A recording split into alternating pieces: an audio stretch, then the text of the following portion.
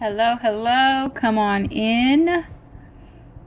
Come on in. Hello. Thank you for joining. Thank you for joining. Thank you for joining. I am Marissa V. Grayson, family law, child custody attorney, author, speaker. And I am coming to you guys today to talk about some things that I've been seeing going on around the internet lately. The most recent is right here in front of me. I am doing well. Thank you for asking. How are you?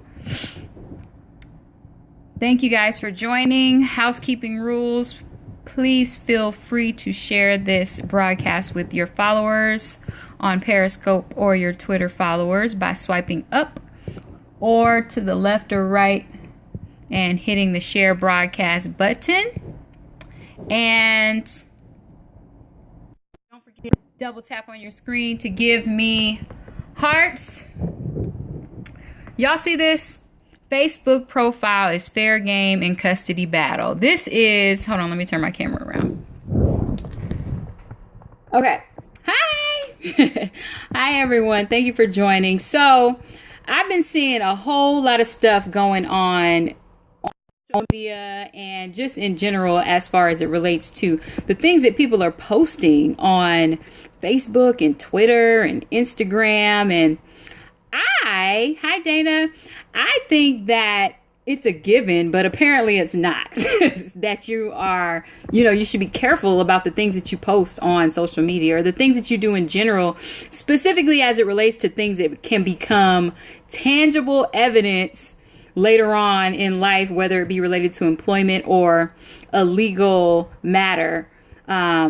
Some people I am blown away every single day by the amount of stuff that I see on social media. So when I saw this article that I just showed you guys about how the judge in New York recently, I am married, Danny, thank you, about the judge in New York who recently ordered a mother's Facebook profile to be used as evidence. I was already getting ready to do a topic on this. And then today, one of my clients who doesn't follow directions sent me a copy of this email that when he was extremely upset with his child's mom, it blew me away that he actually took the time to type this email and send it out all across the internet by email, knowing exactly what's going to happen with it, which is it's going to be printed out and used in court against us. So now he's making my job harder.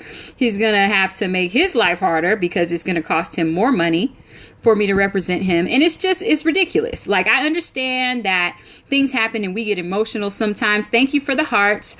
We get emotional sometimes and it's hard to refrain from going off or going in on people. I completely get it.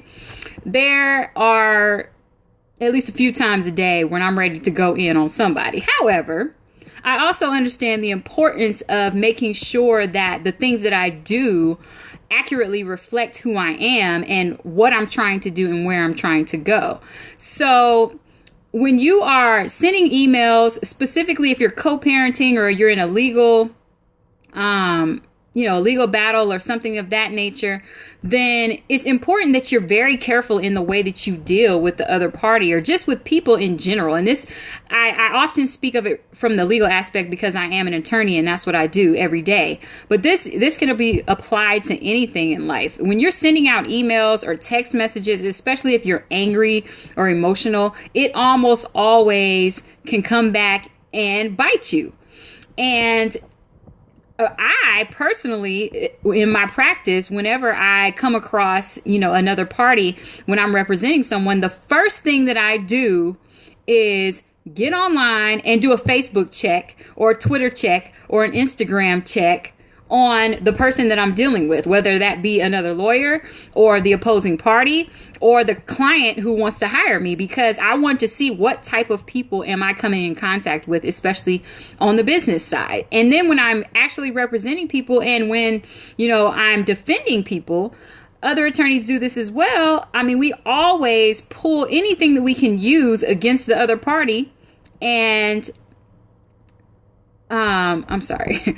We always use that evidence. So if you are sending crazy emails to the other party, cursing them out, calling them every name in the book, showing how uncooperative you are, or how combative you are, how out of control you are, or how aggressive or abusive you are, what do you think is going to happen when that email is printed out?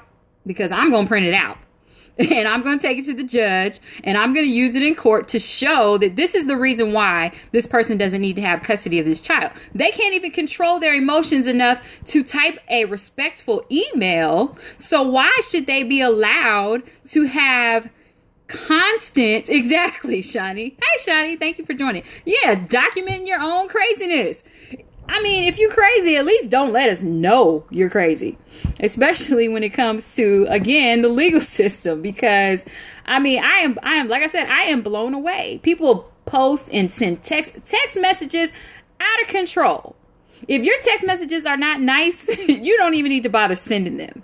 If you wouldn't want your text messages to be taken and put on a billboard, or your emails taken and broadcast on television or publicly broadcast everywhere for the world to see, then you probably don't want to send it.